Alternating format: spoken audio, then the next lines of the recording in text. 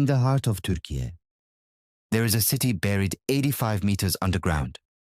Inside, there are churches, schools, stables, and kitchens. At its peak, this place could hold up to 20,000 people. And from the surface, you would never even know it exists. This city is called Derinkuyu. More than 200 underground cities have been discovered beneath Cappadocia so far. In this video, we're going to explore how these cities were built, how life was sustained underground, and why we still don't fully understand them. Why did people go underground? From the 6th century onward, Anatolia was under constant threat. Byzantine forces from the west, Arab raids from the south. Cappadocia was right in the middle. The people here had no large army and nowhere safe to run, so they chose a different strategy: not to fight, not to flee, to disappear. Cappadocia sits on a layer of soft volcanic rock called tuff. It carves easily with basic tools, but once exposed to air, it hardens, nearly as strong as concrete. People weren't just digging holes in the ground. They were engineering their own survival. What started as small shelters slowly expanded over centuries, floor by floor, corridor by corridor, until it became something the world had never seen before. What makes Cappadocia different from the other underground cities? Underground tunnels and shelters exist in many parts of the world, but Cappadocia is different because these structures weren't built just to hide. They were built to live. Derinkuyu has more than 13 levels, and each level had a specific purpose. The upper levels were used as stables, keeping animals and their noise as far from the living areas as possible. The middle levels held homes, kitchens, and storage rooms. The deeper levels contained churches, gathering halls, and spaces used for education. The city has dozens of ventilation shafts reaching deep underground, maintaining airflow across all levels. And these levels aren't isolated. Narrow tunnels connect them to each other, and some of those tunnels extend to other underground cities kilometers away.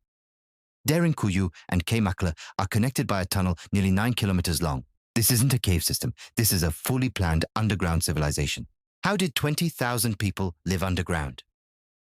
Keeping 20,000 people alive underground means solving 3 problems: water, food, and air. They started with water. The city has wells, but most of them can only be accessed from inside, not by accident. If an enemy reached the surface, they couldn't poison the water supply. Food was stored in large underground depots across multiple levels: grain, olive oil, dried goods, enough to last for months. Air was handled by those ventilation shafts. There are more than 52 of them in Derinkuyu alone, some dropping 55 meters into the earth. They weren't simple openings. They formed a circulation system that pushed fresh air down to the deepest levels continuously. Kitchen smoke was routed through separate channels so it wouldn't rise visibly above ground and give away their position. But here is the detail most people miss. These people didn't live here permanently. They came down when danger was near and returned to the surface when it passed.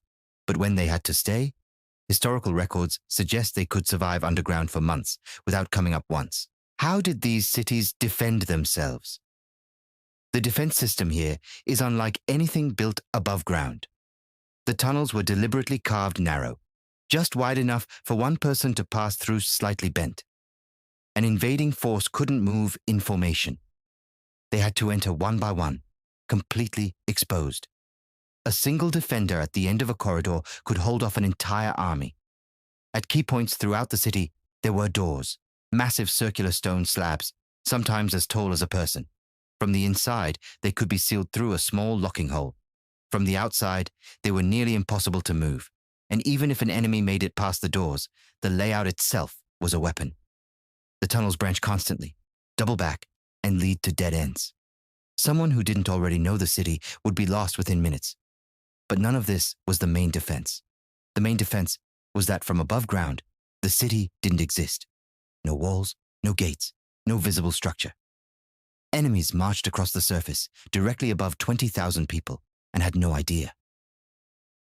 Who built these cities? The exact origins are still debated. The earliest underground structures in Cappadocia are believed to date to around the 8th century BC, possibly carved by the Phrygians.